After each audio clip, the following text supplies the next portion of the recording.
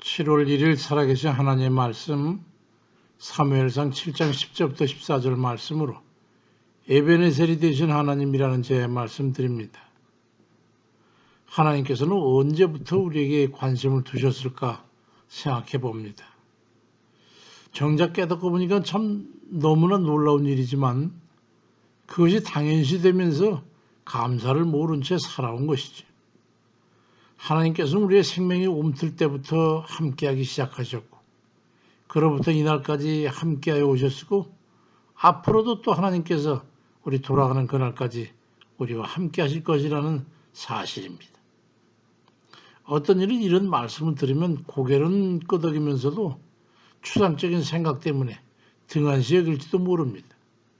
그렇지만 생명의 시작부터 끝까지 그리고 영속되는 영생에까지 하나님께서 함께 하시다는 믿음에 이르게 되면 그때 느껴지는 감동은 말로 다 이루할 수 없을 겁니다. 그런데 하나님께서 함께 하신다는 것의 의미가 마음에 와 닿지 않는 그런 이들은 믿음의 주 온전케 하신 그 하나님께서 함께 하시며 도움을 주어도 깨닫지를 못하고 허덕이게 되는 거예요. 하나님께서 우리와 함께 하시면서 대체 무슨 역할을 하시겠다는 겁니까? 범사에 우리를 구체적으로 도와주시겠다고 말씀하시는 거예요. 사무엘상 7장 12절에 사무엘이 돌을 취하여 미스바와의 센 사이에 세워 이르되 여호와께서 여기까지 우리를 도우셨다 하고 그 이름을 에베네셀이라 하니라 말씀합니다. 에베네셀이 하나님이 되어주시겠다는 거예요. 에베네셀의 하나님께서는 우리에게 어떤 도움이 되시겠다는 겁니까? 에베네셀이라는 것은 도움에 드리는 뜻인데 하나님께서 우리에게 돌이 되어 주시겠다고 말씀하는데 대체 무슨 도움이 되시겠다는 겁니까? 역대하 32장 8절에 그와 함께하는 자는 육신의 팔이고 우리와 함께 하시는 이는 우리의 하나님 여호와시라. 반드시 우리를 도우시고 우리를 대신하여 싸우시리라며 백성이 유대왕 히스기야 말로 인해서 안심하리라. 이 말씀과 같은 거예요. 그러니까 언제 어느 곳에서든지 어떤 영역에서든지 우리를 세밀하게 도움이 돼서 우리에게 도와주겠다는 그런 말씀이에요. 사무엘은 이 말씀을 하면서 그 의미에 대해서 여기까지 우리를 도우셨다. 그래서 에베네셀이라고 지칭했습니다.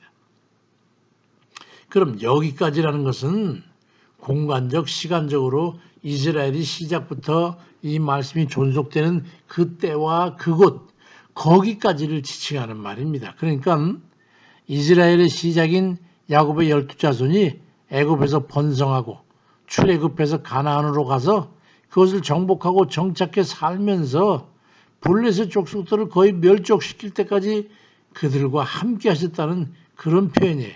그러면서 그들을 도와주셨다는 거예요. 그런 하나님께서 이스라엘이 하나님과 연줄을 대고 있는 한 영원까지 함께 하시면서 도움자가 되어 주실 거라는 그런 의미로 사용됐던 겁니다. 하나님의 인도하심과 보호하심과 도우신 은혜는 잠시 잠깐 간헐적으로 주어지는 그런 은혜가 아닙니다. 우리가 존재하는 그 어느 때 어느 곳에서든지 하나님께서 함께 하시면서 우리를 도우시는 겁니다. 마태복음 28장 20절에도 볼지어다 내가 세상 끝날까지 너희와 함께 있으리라고 말씀합니다. 믿고 의지하여 기도하시기 바랍니다. 우리를 도우시는 하나님께 말이죠. 이스라엘이 애굽에서 나와서 광야를 지나 가나안으로 가면서 있었던 상황을 잘 아실 겁니다. 대적과 기갈의 위험과 어려움이 겹쳐 다가왔지만 그들을 하나님께서 함께 하시면서 도와주신 결과 젖과 꿀이 흐르는 그 가나안에 들어가 그곳에 정착하여 살게 됐습니다. 우리 인생도 그같이 하나님의 도우심이 절실한 겁니다. 그러나 하나님의 도우심을 얻기 위해서 우리가 해야 될 일이 무엇입니까? 바로 그 하나님 앞에 구원 요청을 하는 겁니다. 도와달라고 우리 사정 형편을 구체적으로 아뢰는 것입니다. 역대상 5장 20절에 그들이 싸울 때에 하나님께 의뢰하고 부르짖음으로 하나님이 그들에게 응답하셨습니다. 그 말씀하고 있고 역대하 20장 4절엔 유다 사람이 여호와께 도우심을 구하려 하여 유다 모든 성읍에 모여와서 여호와께 간구하였더라는 말씀입니다. 그러니까 기도로 에베네셀에 하나님께 도움을 요청해야 하는 거예요. 도움을 받으려면 아직까지 살아온 삶을 돌아보면서 하나님께서 도우시지 않은 것이 있나 한번 살펴보시기 바랍니다. 하나님의 도우심이 없이 여기까지 왔다고 그렇게 여기는 이들이 있다면 그의 삶이 어떠했을지 충분히 저는 짐작하고도 나무 믿습니다. 하나님을 믿는다는 것은 여기까지 함께 하시며 도움이 되어주신 그 하나님께 대한 신뢰를 구체화하는 거예요. 그게 믿음이에요. 도움이 도리 되어주신 하나님께 살아계심을 믿는다면 지금 당장에 우리에게 도움이 되어달라고 의지하여 기도하시기 바랍니다. 문제가 없으세요? 기도하십시오. 요한복음 10장 20절에 지금까지는 너희가 내 이름으로 아무것도 구하지 아니했지만 이제 구해라. 그리하면 받으리니 너희 기쁨이 충만하리라고 말씀합니다. 하나님의 도우심을 받을 거라는 거예요.